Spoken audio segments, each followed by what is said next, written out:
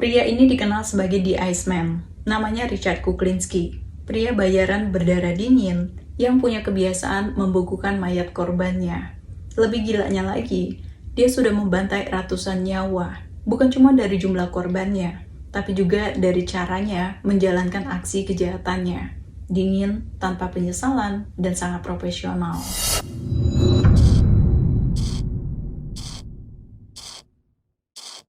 Sebelum kita lanjut, jangan lupa tekan tombol subscribe dan nyalain loncengnya, supaya nggak ketinggalan kisah-kisah kelam berikutnya. Sekarang kita mulai ceritanya. Richard Leonard Kuklinski lahir pada tanggal 11 April tahun 1935 di New Jersey, Amerika Serikat. Dia anak kedua dari 4 bersaudara, lahir dari pasangan Stanley Kuklinski dan Anna McNally. Ayahnya bernama Stanley, seorang keturunan Polandia yang bekerja di perusahaan kereta api. Ibunya bernama Anna, perempuan religius keturunan Irlandia, dan bekerja sebagai buruh di pabrik daging. Dari luar, mereka seperti keluarga biasa, tapi di balik tembok rumah mereka, neraka berlangsung setiap hari. Ayahnya dikenal sebagai sosok yang kasar, pemabuk berat, dan sering main tangan. Saat Richard masih kecil, dia sering dipukul habis-habisan cuma karena hal sepele. Stanley gak akan segan-segan melemparkan kursi ke istrinya atau memukul anak-anaknya dengan tinjunya. Bahkan kakak tertua Richard yang bernama Florian merenggang nyawa karena perbuatan ayahnya sendiri. Ayahnya memukul Florian berulang kali hingga Florian jatuh pingsan dan akhirnya meninggal dunia. Kepada kepolisian, mereka mengatakan bahwa Florian meninggal karena jatuh dari tangga. Tapi bagi Richard, kematian sang kakak membuatnya membenci ayahnya setengah mati. Walaupun itu terjadi saat Richard masih berusia 5 tahun, tapi kejadian itu terus membekas dalam ingatannya. Dan sejak saat itu, dia kehilangan rasa percaya terhadap siapapun, bahkan terhadap keluarganya sendiri. Lingkungan tempat tinggal Richard juga bukan lingkungan yang baik. Sejak kecil, Richard jadi bahan bulian anak-anak di sekitar tempat tinggalnya. Pribadinya yang lemah lembut, tubuhnya yang kurus, menjadi bahan bulian yang empuk bagi anak-anak sebayanya. Mereka meneriaki Richard dengan sebutan bodoh atau orang-orangan sawah. Bukan hanya sebatas pelecehan verbal, Richard juga menjadi korban pelecehan fisik. Dan seiring waktu, itu menumbuhkan kebencian dan amarah dalam dirinya. Saat Richard beranjak dewasa, ayahnya pergi meninggalkan mereka demi perempuan lain, membuat ibunya terpaksa jadi tulang punggung untuk memenuhi kebutuhan mereka. Saat itu, ibunya juga memaksa Richard menjadi putra altar di gereja ibunya, dan diajarkan untuk takut pada Tuhan. Tapi di sekolah Katoliknya, Richard juga jadi bahan ejekan, dan ketika dia menunjukkan reaksi atau nggak nurut, dia malah dipukul oleh biarawati. Bahkan ibunya sendiri akan memukulnya setiap kali dia melakukan kesalahan. Pukulan-pukulan itu membuat Richard membenci ibunya, bahkan membenci agama. Bagi Richard, para biarawati dan pendeta, sekelompok orang sadis yang menggunakan agama dan Tuhan untuk menakut-nakuti dan memanipulasi orang lain. Richard percaya, jika Tuhan benar-benar ada, gak mungkin Tuhan membiarkan pelecehan terhadap anak-anak yang gak bersalah seperti dirinya terjadi. Di masa remajanya, Richard mulai suka menyendiri. Dia gak punya banyak teman, dan kalaupun diajak ngobrol, jawabannya dingin dan singkat. Di balik diamnya, ada kemarahan yang dia pendam. Richard mulai melampiaskan kemarahannya pada hewan. Dia memikirkan anjing dan kucing liar hanya untuk menyiksa hewan-hewan itu demi kesenangannya. Dia pernah mengikat seekor anjing lalu membakarnya, dan melemparkan kucing dari ketinggian atau dia pukuli sampai mati. Saking seringnya, Richard mampu mengurangi populasi hewan di sekitar tempat tinggalnya. Seiring berjalannya waktu, Richard semakin di luar kendali. Saat mereka pindah ke tempat tinggal baru, Richard cukup percaya diri untuk mencuri atau melukai apapun di sekitarnya. Tapi di lingkungan tersebut, ada sekelompok geng anak-anak yang juga menghina dan melecehkan Richard. Tapi kali ini, dia nggak tinggal diam. Pada satu kesempatan, Richard diam-diam mengikuti ketua geng yang melecehkannya, sambil membawa sebatang kayu di tangannya. Begitu ada kesempatan, Richard menghantamkan kayu tersebut ke anak laki-laki itu tanpa henti. Pukulan demi pukulan terus dia layangkan dengan pikiran memutar balik kenangan pahit tentang kekerasan yang dilakukan ayahnya, gereja, juga orang-orang yang membulinya. Dan tanpa dia sadari, anak itu sudah tewas di tempat. Sekilas Richard merasa panik, tapi di saat bersamaan, untuk pertama kalinya dia merasa puas, merasakan kemenangan, kekuatan, dan kendali. Di depan mayat anak laki-laki itu, dia mengatakan bahwa dia nggak akan membiarkan siapapun melecehkannya. Setelah itu, Richard mencuri mobil dan membawa mayat anak laki-laki itu menuju South Jersey. Richard memukul gigi mayat itu dan memotong jari-jarinya, lalu melemparkan tubuh tak bernyawa itu dari jembatan kecil ke kolam beku. Itu penghilangan nyawa pertama yang menjadi awal dari penghilangan nyawa berantai yang dilakukan Richard sepanjang hidupnya. Mayat itu baru ditemukan beberapa hari kemudian, dan karena nggak ada saksi, kasus itu nggak pernah terpecahkan.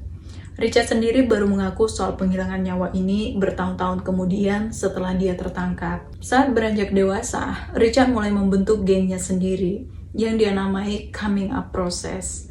Bersama gengnya, Richard membobol gudang, membobol toko, dan merampok orang-orang kaya. Richard mulai disegani dan ditakuti. Orang-orang akan menepi saat berpapasan dengan Richard di jalanan. Bahkan Richard mulai bekerja untuk keluarga De Cavalcante atau Carmine Genovese. Richard dan gengnya sering bekerja untuk keluarga kriminal itu, kadang demi penghilangan nyawa massal atau pembajakan. Richard dikenal sebagai penjahat berdarah dingin yang gak akan menyesali perbuatannya. Dan di tengah kesuksesannya itu, Richard diperintah untuk menghabisi anggota gengnya sendiri, karena anggota gengnya dianggap gak bisa lagi dipercaya. Itu bukan hal yang sulit bagi Richard. Tanpa basa-basi, Richard menembak 2 anggota gengnya dan tersisalah dia sendiri. Tahun 1950-an menjadi masa kejahatan dan penghilangan nyawa tanpa ampun dalam hidup Richard. Hampir setiap orang di Jersey City dan Holcomb tahu persis siapa Richard, di mana penghilangan nyawa sudah jadi kebiasaan. Jika ada yang berani menyinggung atau menatapnya dengan sinis, Richard gak akan segan-segan menghabisi nyawa mereka. Gak sedikit tunawisma atau orang-orang mabuk yang merenggang nyawa hanya karena menghalangi jalan Richard. Dan setiap kali menyelesaikan misinya, Richard membuang mayat korbannya di tempat rongsokan atau gua di dalam hutan. Pada satu waktu, Richard pernah diperintahkan untuk menghabisi nyawa seorang pria yang saat itu akan menjadi klien dari saingan bosnya. Bukan sebatas penghilangan nyawa, tapi dia diperintahkan untuk melakukan dengan cara yang sadis. Richard menculik pria itu dan membawanya ke daerah South Jersey. Dia mengikat pria itu ke batang pohon, sebelum kemudian menabraknya dengan mobil untuk menimbulkan rasa sakit dan kematian yang penuh siksaan. Richard juga menggunakan kapak untuk menghancurkan kaki dan lengan pria itu, lalu memotong jari-jari pria itu satu persatu. Richard juga membawa kepala pria itu dan memberikannya kepada Carmine sebagai bukti bahwa misinya dijalankan sesuai permintaan. Pada awal tahun 60-an, Richard sudah melakukan sekitar 65 penghilangan nyawa. Sebagian besar karena profesinya sebagai pria bayaran, dan sisanya karena kebiasaannya atau kemarahannya. Tapi karirnya nggak selalu berjalan mulus. Seiring waktu, semakin sedikit orang yang memakai jasa penghilangan nyawa. Hobinya menghabiskan uang untuk perjudian juga membuatnya semakin dekat dengan kebangkrutan. Ditambah lagi, Carmine, bosnya, tewas karena menjadi korban serangan brutal yang dilakukan oleh sekelompok orang. Richard terpaksa banting setir dengan bekerja di perusahaan truk. Disinilah Richard bertemu Barbara Padici, seorang wanita muda dari Italia. Tapi Richard dipecat dari pekerjaannya, karena dia ketahuan tetap ngobrol sama Barbara setelah atasannya melarangnya. Barbara yang merasa kasihan mengajak Richard keluar untuk sekedar minum kopi. Richard seolah tersihir dengan pribadi dan kecantikan Barbara. Richard bukan tipe laki-laki yang mudah terpengaruh oleh wanita, tapi di matanya, Barbara perempuan yang berbeda dan sangat berkelas. Mereka mulai sering berkencan dan menjalin asmara. Sayangnya, ketertarikan Richard pada Barbara tumbuh menjadi obsesi. Richard ingin selalu bersama Barbara sepanjang waktu. Dia nggak ngizinin Barbara bertemu teman atau keluarganya. Dan saat Barbara bilang kalau dia pengen ketemu teman-temannya tanpa kehadiran Richard, Richard menyeringai dengan tatapan dingin. Dia menikam bagian belakang bahu kiri Barbara dengan pisau dan mengancam bahwa dia akan menghabisi seluruh keluarga Barbara jika Barbara pergi meninggalkannya. Karena ketakutan dan gak punya pilihan, Barbara pun terpaksa tetap bertahan. Obsesi Richard gak menghalanginya untuk melakukan kekerasan ke Barbara. Barbara keguguran pada kehamilan pertamanya setelah pertengkarannya dengan Richard karena dia ketahuan merokok. Saat itu, Richard juga sudah menikah dan memiliki 2 orang anak dari istri pertamanya. Tapi karena keluarga Barbara nggak suka sama istri pertamanya, Richard menceraikan istrinya dan menikahi Barbara. Pernikahan itu membuat Barbara terjebak untuk selamanya. Barbara juga jadi pelampiasan kemarahan Richard. Richard juga nggak segan-segan melayangkan kursi atau barang-barang ke Barbara jika suasana hatinya lagi nggak baik-baik aja atau mereka terlibat pertengkaran sepele. Persis seperti yang dilakukan ayahnya kepada ibunya. Bahkan Richard pernah memukul Barbara di depan keluarganya. Kejadian itu membuat tulang hidung Barbara patah, tapi dia nggak bisa berbuat apa-apa. Bagi Barbara, di satu sisi Richard pria yang romantis, tapi di sisi lain dia juga bisa jadi pria yang kasar dan kejam. Dan setelah 3 kali keguguran, pada tahun 1964, Barbara akhirnya melahirkan seorang anak perempuan yang bernama Mary Klinsky. Tapi walaupun saat itu Richard udah punya jabatan dan gaji yang lumayan, Richard menginginkan pendapatan yang lebih banyak untuk keluarganya. Dia kembali ke kehidupan lamanya, membajak truk untuk menambah penghasilan selagi dia bekerja di laboratorium film. Beberapa waktu kemudian, Barbara kembali melahirkan anak perempuan yang mereka namai Kristen. Dan lagi-lagi Richard menginginkan penghasilan lebih untuk keluarganya. Dia mendistribusikan pornografi ilegal tanpa sepengetahuan Barbara.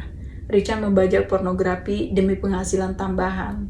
Dan karena inilah, Richard berurusan dengan seorang pria bernama Roy Deo, anggota keluarga kriminal dari Gambino. Roy mengirim orang untuk memukuli Richard dan mengancam Richard untuk mengembalikan semua kerugian atas pembajakan yang dilakukan Richard. Dan setelah Richard membayar semua kerugian Roy Deo, Richard bergabung bersama anggota Roy Deo sebagai spesialis pria bayaran penghilangan nyawa. Untuk menguji nyali Richard, Roy mengajak Richard berkeliling dengan mobilnya. Dan di tengah perjalanan, Roy memerintah Richard menghabisi seorang pejalan kaki yang sedang berjalan bersama anjing peliharaannya. Tanpa ragu-ragu, Richard keluar dari mobil dan menembak pria itu. Dia melakukan itu dengan tatapan dingin tanpa keraguan dan tanpa penyesalan sedikit pun. Richard akan selalu ada setiap kali Roy membutuhkannya. Di titik ini, Barbara melahirkan anak laki-laki bernama Dwayne. Sayangnya, Dwayne hanya memancing kemarahan dan kebencian Richard. Karena Richard gak mau berbagi kasih sayang Barbara dengan laki-laki manapun, termasuk anaknya sendiri. Bahkan Richard tetap melakukan kekerasan ke Barbara.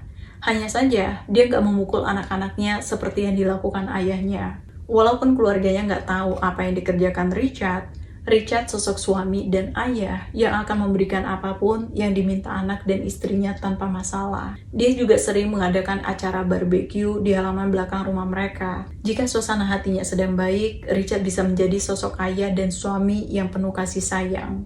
Anak-anaknya nggak pernah tahu kalau ayahnya pria kejam yang dijuluki The Iceman. Selama 30 tahun, Richard melakukan setidaknya 200 penghilangan nyawa dengan berbagai cara, tergantung situasi dan permintaan. Dia pernah menggunakan pistol, pisau, bom, racun cyanida, bahkan panah. Kadang dia juga menggunakan gas beracun, atau menggunakan kantong plastik sambil berkeliling menyetir mobil. Dan yang lebih gila lagi, ada kalanya dia menghilangkan nyawa hanya untuk bereksperimen, untuk tahu secepat apa racun bereaksi, atau berapa lama seseorang bisa bertahan saat dicekik. Beberapa mayat korbannya dia lemparkan ke dalam drum minyak, ada yang dia kunci di dalam mobil yang rusak di tempat rongsokan, atau mengikat korbannya dalam keadaan hidup-hidup lalu meninggalkannya di gua di dalam hutan, tempat di mana dia membiarkan korbannya dimakan hidup-hidup oleh tikus. Dan dari sekian banyak metodenya, Richard sangat menikmati momen di mana dia bisa menyaksikan tikus-tikus menggerogoti korbannya. Dia sering memasang camcorder dan memfilmkan semuanya dari awal, sampai tikus-tikus muncul dan mulai menggigit si korban. Sebuah kematian yang pelan dan menyakitkan, tapi tontonan menyenangkan bagi Richard. Richard juga punya kebiasaan membukukan tubuh korban untuk mengelabui tim kepolisian, biar nggak mudah melacak waktu kematian korban. Karena inilah dia dijuluki The Iceman. Selama dia bekerja untuk Roy Deo, Richard sering datang ke tempat tongkrongan Roy Deo dan geng Italianya. Di tempat itu, Richard juga biasa memotong-motong tubuh korbannya, menyimpannya di bak mandi, sebelum kemudian melemparkan potongan-potongan tubuh itu ke air atau ke tempat sepi. Tapi setelah serangkaian kejahatan mereka, Roy Deo mengalami kejatuhan yang membuat Roy menjadi kacau dan berantakan. Pada tahun 1982, Roy menjadi buronan FBI Dan demi keselamatannya, Roy menghabisi anak buahnya sendiri. Roy berpikir dia masih punya Richard. Tapi saat Roy menceritakan situasi masalahnya, Richard yang gak mau namanya terbawa-bawa dan keluarganya jadi tahu rahasianya jika Roy tertangkap. Jadi, dia menembak Roy beberapa kali, lalu pergi gitu aja. Setelah kematian Roy, Richard merekrut anggotanya sendiri. Dia berurusan dengan narkotika, pornografi, perdagangan senjata, dan pencucian uang. Tapi walaupun dia kejam dan kasar, Richard sangat membenci pemerkaos. Richard pernah menghabisi 2 pria yang mencoba memperkaos seorang anak laki-laki. Richard juga menyelamatkan sekelompok anak-anak dari operasi perdagangan seks dan menghabisi penculik mereka. Dia merobek alat kelamin si penculik, mengulitinya, dan mengeluarkan isi perutnya, lalu membuang mayat itu ke laut. Bahkan Richard membenci adiknya sendiri yang bernama Joy, setelah Joy dipenjara karena kasus penghilangan nyawa dan pemerkosaan. Richard juga nggak nerima bayaran untuk menghilangkan nyawa perempuan, kecuali perempuan itu seorang penghilangan nyawa seperti dirinya. Dan setelah bertahun-tahun, jejak Richard Kuklinski mulai terendus kepolisian. Demi menghindari kejaran polisi, Richard mengadakan pertemuan dengan ke-6 anggotanya, lalu meracuni mereka dan meninggalkan mayatnya begitu aja. Polisi berhasil melacaknya. Ada saksi yang melihat Richard bersama ke-6 orang itu sebelum mereka semua tewas. Kepolisian New Jersey mengerahkan operasi besar-besaran. Salah satu langkah krusialnya mengirim agen penyamar bernama Dominic Polypron. Dominic pura-pura jadi mafia yang ingin menyewa Richard untuk menghabisi seseorang. Selama berbulan-bulan, Dominic membangun hubungan dengan Richard dan merekam semua percakapan mereka, termasuk saat Richard menceritakan tentang metode penghilangan nyawa, jumlah korban, sampai bagaimana dia menjalankan aksinya. Dan saat Dominic memberi tugas palsu ke Richard untuk menghabisi nyawa seseorang, Richard setuju. Tepatnya pada tanggal 17 Desember tahun 1986, Richard datang ke titik pertemuan, tapi sebelum sempat melakukan aksinya, polisi langsung menyergap dan menangkapnya. Ada berbagai macam senjata di mobilnya, termasuk pistol dan racun yang biasa dia gunakan saat beraksi. Dalam persidangannya, Richard gak pernah mengaku bersalah di pengadilan. Tapi karena bukti-buktinya terlalu kuat, dia akhirnya dijatuhi hukuman penjara seumur hidup tanpa kemungkinan pembebasan bersyarat. Bahkan setelah vonis itu, Richard masih harus menghadapi berbagai dakwaan tambahan atas dugaan kejahatan lainnya. Dia ditempatkan di penjara dengan keamanan maksimum karena dianggap terlalu berbahaya. Tapi meskipun sudah di penjara, Richard tetap jadi bahan investigasi dan wawancara dari berbagai pihak, mulai dari FBI, kriminolog, sampai media.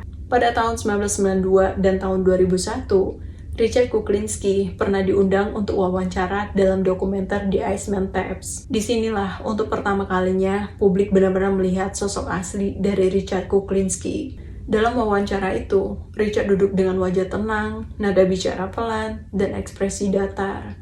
Dia menjelaskan bagaimana dia menghilangkan nyawa, kenapa dia melakukannya, dan bagaimana rasanya menjadi pria bayaran. Menurutnya, setelah menghilangkan nyawa puluhan orang, dia nggak lagi merasakan apa-apa. Dia bercerita dengan begitu santai, seolah-olah dia lagi cerita soal pekerjaan biasa.